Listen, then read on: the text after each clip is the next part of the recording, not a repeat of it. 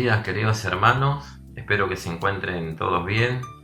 Con algunos ya nos vamos viendo algunos domingos que nos vamos encontrando, con otros todavía no nos vemos, pero Dios mediante ya nos iremos encontrando. Hoy es domingo 21 de febrero. El tema para el día de hoy es la iglesia y el subtema las responsabilidades del cristiano en la vida personal y privada. Y nuestro orador es nuestro hermano Eduardo Carbone de la iglesia local. Los invito entonces primeramente a pasar al momento de las alabanzas, que podamos adorarle a nuestro Dios en agradecimiento por todo lo que ha hecho por nosotros, por habernos demostrado su amor en aquella cruz, entregándose totalmente por amor a nosotros, por habernos regalado su misericordia, su gracia inmerecida, por haber soportado todo el vituperio, la vergüenza y el escarnecimiento que tuvo que pasar siendo quien es por cada uno de nosotros, por haber derramado su sangre y por justificarnos delante de nuestro Dios y nuestro Padre. Así que, hermanos, les invito a que podamos cantarle y alabarle desde nuestros corazones en agradecimiento por todo lo que ha hecho por nosotros. Así que bueno, entonces pasamos al momento de las alabanzas.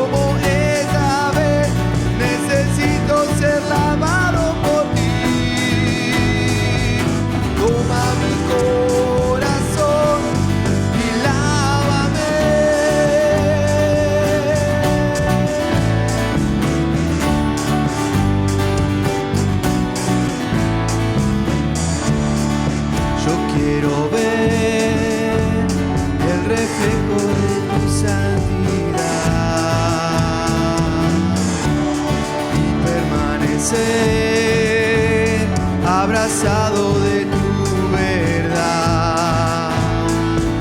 Fórmame, renuévame, haz lo que tengas que hacer en mí. Reflejo de los cielos, yo quiero ser. Y lávame en las aguas de tu perdón. Purifícame, limpia mi vida, mi corazón. Una y otra vez, como esta vez, necesito ser lavado por ti. Toma mi corazón y lávame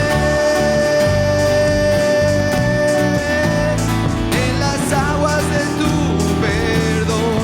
Purifícame, limpia mi vida, mi corazón.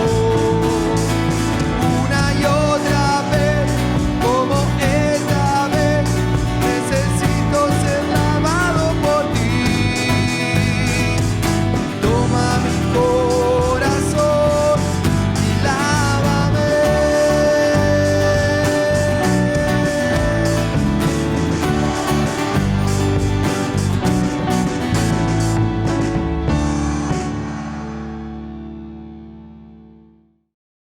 Damos gracias a Dios por este momento de alabanza que pudimos cantarle y alabarle en agradecimiento por todo lo que Él ha hecho por nosotros. Y los invito a pasar ahora, hermanos, a escuchar la palabra del Señor.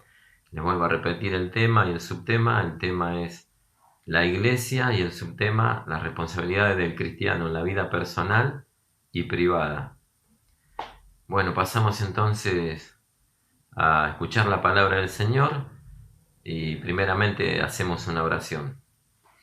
Te damos gracias, nuestro Dios y nuestro Padre, por este momento, Señor, en que podemos reunirnos, Señor, a escuchar de tu palabra, Señor, tu palabra que es de bendición para nosotros, Señor, tu palabra que nos muestra un camino, Señor, un camino angosto que conduce a una puerta estrecha, Señor. Tu palabra, Señor, que nos reprende, que nos alienta, que nos exhorta, Señor, que nos va puliendo, Señor, que nos va marcando el camino, Señor, por este peregrinar, Señor, por este mundo, Señor. Tu palabra, Señor, que nos da fe, Señor, porque la fe viene por el oír y el oír por tu palabra, Señor. Te pedimos que tú bendigas, Señor, a nuestro hermano Eduardo, Señor, que seas tú mismo el que nos habla a través de él, Señor, y que puedas bendecir a cada uno de nosotros también, Señor, al escuchar tu palabra, Señor, y que quede en nuestras mentes, Señor, que podamos quedar meditando el resto del día en tu palabra, Señor. Te damos gracias, Señor, por este momento, Señor. Ponemos todo en tus manos, Señor, y lo hacemos en el nombre de nuestro Señor Jesucristo. Amén.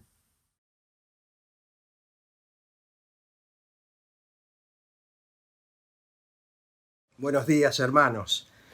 Qué oportunidad linda que tenemos nuevamente de encontrarnos. Hemos podido participar en esta mañana de la Cena del Señor de manera presencial, y ahora los hermanos de Pilar.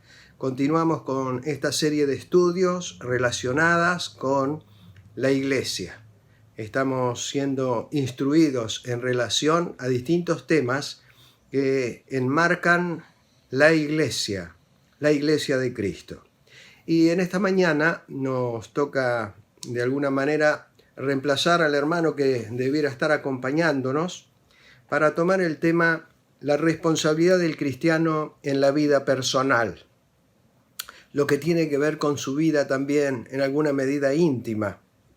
Y para esto quiero, en principio, abordar nuestro tema leyendo en 2 Corintios capítulo 5 en el verso 21 y luego en Hebreos capítulo 10 verso 14. Si ustedes tienen a mano sus Biblias, podemos pasar entonces a leer estos textos. Dice 2 Corintios 5:21, al que no conoció pecado, por nosotros lo hizo pecado, para que nosotros fuésemos hechos justicia de Dios en él. Hebreos 10:14 refiere, porque con una sola ofrenda hizo perfectos para siempre a los santificados. Estos dos versículos que nosotros leemos ahora, y podríamos sumar otros similares, nos dan el fundamento total de lo que significa la doctrina de la reconciliación con Dios. Y nos podemos preguntar nosotros, ¿cómo ha hecho Dios nuestra reconciliación?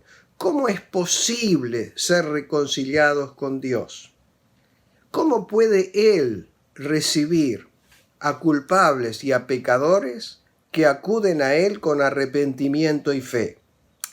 La respuesta, nosotros la conocemos, la hemos experimentado, todos aquellos que hemos sido salvados por Cristo, es que el Señor afrontó de una manera muy efectiva todo lo que tenía que ver con el pecado, todo lo que tenía que ver con mi deuda de pecado, todo lo que tenía que ver con tu deuda de pecado.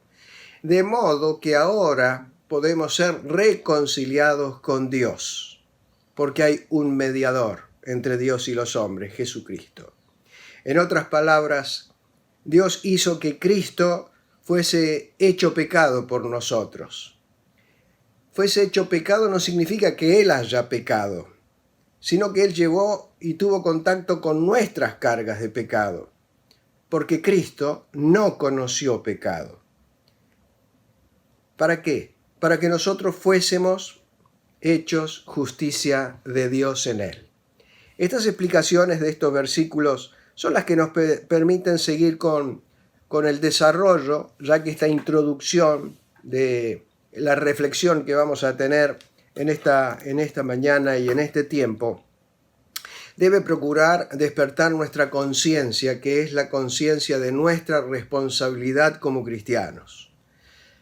Una clave muy útil para entender nuestras obligaciones con el Señor y su obra es comprender la siguiente diferencia. Una es la posición del creyente y otro es la condición o el estado del creyente.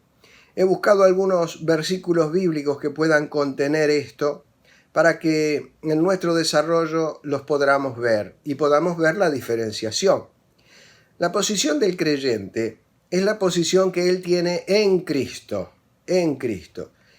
Es decir, la posición es lo que yo y lo que tú somos en Cristo. Y todo esto tiene que ver con un aspecto de doctrina. Nuestra posición en Cristo es de carácter doctrinal, porque estamos en Cristo y estamos presentes a Dios, siendo que tenemos un abogado constante para que Él nos asegure nuestro bienestar celestial. Y lo segundo es la condición. La condición o el estado es la manera práctica con la cual nosotros podemos ser. Es decir, es la condición de lo que soy o lo que debiera ser. Muchas veces nosotros como cristianos no somos lo que debemos ser. Es por eso que es importante que estemos atentos nosotros a nuestra conducta. Y a veces, ustedes saben, hermanos, que las palabras entran por un oído y pueden salir por el otro. Tenemos que abrevar no solamente en las Escrituras, tenemos que estudiar literatura sana de aquellos que no son contra la cultura cristiana. Porque hoy encontramos una gran diversidad de literatura y debemos tener muy pendiente que la posición en Cristo delante de Dios es porque la gracia de Dios ha colocado al hombre en una posición perfecta delante de Dios. El hombre es aceptado en el amado, pero es aceptado en el amado en Cristo. Y entonces decimos en Efesios versículo 1, capítulo 1, versículo 6, para alabanza de la gloria de su gracia con la cual nos hizo aceptos en el amado, en quien tenemos redención, por su sangre, el perdón de pecados, según las riquezas de su gracia, que hizo sobreabundar para con nosotros en toda sabiduría e inteligencia. Colosenses capítulo 2, versos 9 y 10, leo lo que sigue. Porque en él habita corporalmente toda la plenitud de la deidad, y vosotros estáis completos en él, que es la cabeza de todo principado y potestad. Cuando vemos esta posición en la que nosotros nos encontramos en Cristo, entendemos en alguna medida por qué con claridad meridiana el apóstol Pablo aseguraba que éramos embajadores en nombre de Cristo. Qué bueno es que la gracia nos haya llevado a cada uno de nosotros a entender y a comprender cuál es nuestra posición, cuál es nuestra condición. Nuestra posición nos permite estar completos sin la ayuda de ninguna ceremonia religiosa ni de ninguna ceremonia rutinaria. Nuestra posición nos hace estar completos en Cristo sin ayuda de la filosofía de los hombres. Nuestra posición en Cristo nos hace completos sin tener que intervenir la superstición de los hombres, como así también ser completos en Cristo delante de Dios sin tener méritos humanos. No tenemos méritos humanos. No estamos en Cristo y no tenemos una posición delante de Dios en Cristo porque tengamos méritos personales, porque el apóstol dice, lo vil, lo inestimable de este mundo es lo que eligió nuestro Dios para hacer con nosotros instrumentos de servicio. Ahora bien, la condición y la práctica es la forma en que nosotros deberíamos expresar nuestra gratitud. Para ir entendiendo nuestro cómo deberíamos hacer, a veces dista de lo que somos. Eso es lo que queremos de alguna manera destrabar. Porque a veces decimos somos cristianos y porque somos cristianos entendemos que involucra que somos lo perfecto delante de Dios. Lo perfecto estará cuando todo acabe en nuestro peregrinar, pero mientras tanto nosotros tenemos una condición que depende mucho de nosotros, de nuestros actos, de nuestra disciplina, de nuestra conducta, podríamos llegar a decir. No se llega a ser cristiano por vivir o imitar una vida cristiana. Esto me tiene que quedar muy claro. La práctica de lo que nosotros debemos ser tiene que expresar nuestra gratitud a Dios, porque hemos visto que la posición en Cristo viene primero y después viene la condición. Vivimos la vida cristiana porque hemos de alguna manera alcanzado la posición en Cristo para ser cristiano. Aunque parezca mucho un trabalenguas. Pero es así. En distintos pasajes, el apóstol Pablo deja claro que la posición en Cristo y la condición de lo que debemos ser lo deja claro en varios pasajes. No me voy a ocupar de todos los pasajes, pero voy de alguna manera a elegir 2 versículos de las Escrituras donde el apóstol Pablo nos muestra la posición y la condición. Vamos a Efesios capítulo 2, versículo 8. Dice, porque por gracia sois salvos por medio de la fe.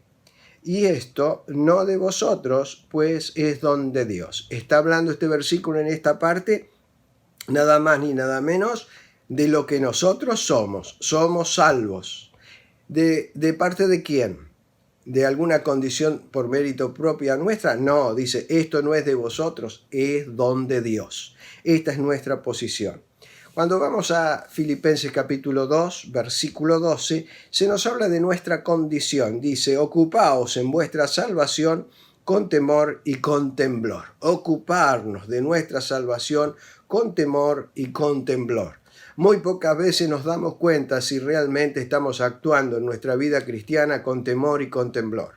Tenemos que encontrarnos con personas que, siendo aún hermanos en la fe, pueden distar en la forma de pensar, en la forma de hacer, en la forma de conducirse. Pero realmente lo que debiéramos hacer cada uno de nosotros todos es sujetarnos a la palabra de Dios y encontrar el verdadero significado de la palabra de Dios. Y en estos días, en estos tiempos donde todo el mundo quiere romper la convencionalidad de cualquier cosa en la que estemos hablando o disciplina, tenemos que tener cuidado. Hay aquellos que han y están atacando a la Biblia, la alta crítica, aquellos que de alguna manera están negando la palabra de Dios en cuanto a su consistencia, en cuanto a su veracidad. Todas estas cosas, hermanos, son las que tenemos que enfrentar en este tiempo. Luego hay otro pasaje en Colosenses, capítulo 3, versículo 1, y dice, si habéis, pues, resucitado con Cristo. Sí, habéis resucitado con Cristo. Entonces, tener las cosas como importante. Entonces, allí dice, buscad las cosas de arriba. Y entonces encontramos en este mismo Colosenses, en este mismo versículo 1, encontramos la posición, habéis resucitado con Cristo. Si pues resucitaste con Cristo, mostrad lo que pareces, mostrad la condición. La condición es que habéis muerto y vuestra vida está escondida con Cristo en Dios. Esto es muy importante. Otra condición y otra posición importante es que al estar nuestra vida escondida con Cristo y escondida en Cristo, tenemos que poner la mira en las cosas de arriba. Eso lo dice Colosenses capítulo 3 y 2. Esto yo creo que más o menos queda claro entre la diferencia entre la posición y la condición. La posición es algo que se nos ha dado por gracia. Es la posición delante de Dios. Es lo que nosotros por nuestros medios no podíamos buscar. Pero la condición depende de cada uno de nosotros. Esa condición o práctica del creyente es una cosa muy distinta y está lejos, como dijimos antes, de ser perfecta. En la mayor parte de los casos tenemos que decir que como cristianos nuestras vidas tienen experiencias que varían de día a día. Hay ocasiones en las que tú y yo nos podemos encontrar en una montaña, encontrarnos en la montaña espiritual, me refiero, en una cumbre, donde sentimos el gozo, donde nos damos cuenta de la alegría que tenemos y somos conscientes, pero también puede ser que otros días estemos en el valle donde hay derrotas, en el valle donde hay luchas, donde hay desafíos, donde tenemos que demostrar nuestra calidad cristiana y nuestra verdad cristiana. Así que esto tiene que de alguna manera estar vinculado con el ser llenos del Espíritu Santo. Nuestra responsabilidad como cristianos se relaciona no solo a la causa de la posición en Cristo, sino exclusivamente depende de nuestra condición en Cristo, porque tiene que ver con ¿qué? Tiene que ver con lo que tenemos que hacer o con lo que debiéramos estar haciendo. Lo que mostramos. Lo que mostramos. 3 cositas. Nuestro testimonio público de nuestra condición ante el mundo. Los de afuera de nuestro círculo tienen que ver en nosotros algo distinto. Después, en segundo punto, los de la congregación, la vida congregacional. Aquellos que nos congregamos tenemos que mostrar y tener en cuenta la importancia de ser lo que parecemos y viceversa. O sea, no solamente parecer lo que somos, sino serlo. Esto es importante también en nuestro andar. Y lo que mostramos en la familia. ¿Cuántas veces en la familia mostramos lo que no somos en la congregación, en la iglesia? Tenemos que tener cuidado. ¿Por qué? Porque se trata de esa condición en la que nosotros debemos ser ejemplos en la familia. Tenemos que ser modelos, tenemos que tener cuidado de nuestra familia, cuidado de nuestro esposo, cuidado de nuestra esposa, cuidado de nuestros hijos y tener también el cuidado con la instrucción de nuestros hijos para que no tengan oportunidad de desviarse del camino del Señor. Cuidado con la instrucción bíblica también, queridos hermanos. Somos responsables por nuestra condición. somos responsables en lo secreto, en lo íntimo. Dice Juan capítulo 1, versículo 12, mas a todos los que le recibieron, a los que creen en su nombre, les dio potestad de ser hechos hijos de Dios, los cuales no son engendrados de sangre, ni de voluntad de carne, ni de voluntad de varón, sino de Dios. Hemos sido engendrados por voluntad de Dios y estamos en esa condición, la condición de hijos de Dios. Cuando en estos días, en distintos países y particular en el nuestro, se sigue luchando por la búsqueda de leyes que hagan la interrupción de la vida y del nacimiento, algo que está reñido con los principios cristianos, nos damos cuenta que en nuestra experiencia espiritual ha habido un nuevo nacimiento. Y cuando hay un nuevo nacimiento, cuando hay un nacimiento, no podemos volver atrás, no podemos devolver la criatura al vientre de su madre de ninguna manera. Pero el nacido siempre será hijo de fulano o de mengano. No importa ya su estado, su condición, diría yo. Así que tengamos esto en cuenta, porque en nuestro caso somos hijos de Dios. Siempre vamos a ser hijos de Dios, aunque nos desviemos, aunque nos enfriemos o apartemos. Si un día el sello del Espíritu Santo entró, nos selló en nuestro corazón y nos dio vestiduras nuevas, no vamos a dejar de ser hijos de Dios, porque una vez salvos, siempre salvos. Pero lo que tenemos que conocer es que habremos de llevar de allí en adelante, sobrellevar una gran carga y una cantidad de consecuencias en función de haber descuidado nuestra condición a causa de la posición que tenemos en Cristo. Así que esto, que parece a veces un poco complicado, debemos bajarlo de manera de hacerlo sencillo. La otra cara de la moneda sería decir que debemos practicar la responsabilidad individual, la responsabilidad íntima de comunión con Dios. La comunión significa compartir algo en común. ¿Y qué compartimos en común con Dios? ¿Cómo es nuestra comunión con Dios? Nuestro tiempo íntimo con Dios, cuando hablamos con Dios, cuando abrimos nuestra alma, cuando abrimos nuestro corazón, cuando nuestra mente está allí girando en el pensamiento y dando vueltas para darnos cuenta de lo que significa esa verdadera íntima comunión. Podemos tener relación filial con el Padre Dios, pero no tener comunión. Nuestro tiempo de compartir en común con Dios se trata en la cámara secreta, se trata en ese lugar donde estamos a solas y donde podemos abrir ese corazón con nuestra necesidad, donde participamos de la gratitud, donde participamos de las peticiones, donde participamos del poder interceder por otros. Una segunda persona esto no lo puede hacer por nosotros. Estos se llaman medios de comunión, los que voy a mencionar. Y los medios de comunión son la oración, son la lectura de la Escritura, son la meditación. Es así donde se puede llegar a tener un examen propio. Y aquí, si nos llega a ir mal, nos va a ir mal en todo lo demás cuando hacemos ese examen propio. Y esto es porque hay tantos cristianos que no hacen progreso alguno en su profesión de fe.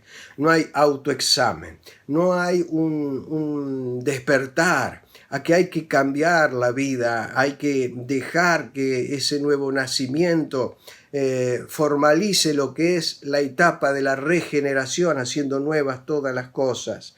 No seamos descuidados, no seamos negligentes con respecto a las oraciones privadas con nuestro Dios. En la vida práctica de la profesión cristiana, la oración es la actividad más importante. Esto lo he machacado muchas veces cuando me ha tocado hablar sobre la oración. Así como podemos ver que el hombre, la mujer que no ora, el cristiano que no ora, es alguien que no va a avanzar en su vida cristiana. La iglesia que no ora es una iglesia raquítica, una iglesia que no corre la esencia del Espíritu Santo en ella. Y entonces eso nos tiene que ocupar. Todo lo demás se supedita a la oración, hermanos. la lectura de la Biblia, la observancia del día del Señor, la predicación, los cultos, la cena del Señor. Todo esto es importante, pero ninguna de todas estas cosas es tan importante como la oración. No hay un lugar de la Biblia al que una persona pueda llegar a la salvación sin pedirla. La primera oración, la oración de salvación, siempre tiene que haber una oración que es la que se eleva el corazón, con esa oración donde se dice: Señor, Señor, sálvame, dame la salvación, dame el perdón de mis pecados. No hay o no se puede encontrar en la Biblia alguien que se salve sin haber entrado por esta oración de salvación. Pero tampoco se puede encontrar alguien que se haya salvado, como decimos, sin la oración. Nadie puede desempeñar por nosotros el cuidado especial. A ver, ¿quién puede por nosotros ocuparse de nuestra salud? ¿Quién puede cultivar nuestra mente, nuestro intelecto? ¿Quién puede alimentarse por nosotros? ¿Quién puede dormir por nosotros? ¿Quién puede asearse, higienizarse, bañarse por nosotros? Nadie, querido hermano. Lo que nosotros tenemos que hacer, o lo que nos corresponde, no lo puede hacer nadie por nosotros. Nadie puede aprender el alfabeto por otra persona. Nadie puede hacer estas cosas que mencioné. Todas estas cosas debe hacerla uno solo, por sí mismo, pues de no ser así, nunca podría hacerse. Y lo mismo que sucede con el cuerpo, con la mente, sucede con el alma. Nadie puede orar por mí. Nadie puede presentarse ocupando la posición ante Dios en Cristo en mi lugar. Lo tengo que hacer yo. Esto es lo precioso, magnífico. Dios ha hecho de nosotros sacerdotes individuales para entrar en su presencia. Individuales. Cada persona individualmente tiene que hablar y orar con Dios. Cada uno de nosotros debe hacer esto. No hay nadie que pueda hacerlo, solo nosotros. ¿Podemos esperar que la salvación acaso pueda venir de un Dios no conocido? Pablo miró y les dijo allí a los atenienses: también he visto un altar que está dedicado al Dios no conocido. Ellos eran respetuosos, cuidadosos y temerosos. Tenían una serie de dioses, pero pudiese hacer que hubiera un Dios no conocido. Y Pablo dice: este es del cual yo vengo a predicarles. Pero lo cierto es que nosotros no podemos esperar la salvación venga de un Dios no conocido, porque siempre habrá de venir del Dios que nos lleva primero a conocerle a Él en su persona. ¿Cómo podemos conocer a Dios sin la oración? ¿Cómo vamos a conocer a Dios si no entramos a sus mansiones preciosas para derramar nuestro corazón? Hermanos, para conocer a las personas en torno nuestro, debemos primero hablar con ellas. No podemos conocer a Dios en Cristo a menos que le hablemos por medio de la oración. Le deseemos estar con Él en el cielo primeramente. El uso cuidadoso de estos medios públicos de gracia que hemos estado diciendo son esenciales para el crecimiento espiritual. Al decir estos medios, son los medios que nos referimos, aquellos a los cuales el creyente accede y tiene a su disposición como miembro de la iglesia local visible. Entre estos medios incluyo el culto regular del domingo, las reuniones unidas con el pueblo de Dios por la oración y el culto, la predicación de la palabra, la participación de la cena del Señor. De la manera en que yo uso todos estos medios de gracia va a depender en gran parte la prosperidad de mi alma y del alma de todos nosotros. Es muy fácil hacer uso de estos medios de una manera fría, de una manera rutinaria. Si deseamos crecer, pues debemos ponernos en guardia para no usar estos medios de una manera incorrecta porque usándolos de una manera incorrecta vamos a entristecer y a contristar al Espíritu Santo con el cual fuimos bautizados. Qué bueno es que nos esforcemos en cantar las alabanzas, los coros, los himnos, que podamos oír de la antigua historia, cantando esa antigua historia, participar en la oración, no cerrar nuestras bocas, abrir nuestro corazón con el mismo ardor y el mismo deseo de aquel tiempo donde estaba el primer amor porque habíamos creído en Cristo. Creo que es una señal de muy mala salud cuando una persona no muestra apetencia por la comida. Es una señal de decadencia espiritual. No lo digo yo, lo dice la palabra de Dios. Miremos la palabra. Cuando se pierde el apetito por estos medios de gracia, es que justamente nos estamos alejando y que podamos nosotros tener alicientes para orar, queridos hermanos. Los alicientes para la oración están acá, en este libro precioso, en las Sagradas Escrituras. Una oración de fe abrió el mar rojo. Una oración hizo brotar el agua de la roca. Una oración hizo descender pan del cielo. Una oración hizo que el sol se detuviera en su curso en Gabaón para poder terminar una batalla y salir victoriosos. Una oración hizo descender el fuego de lo alto sobre el sacrificio de Elías. La oración redujo a la nada el consejo de Actitopel.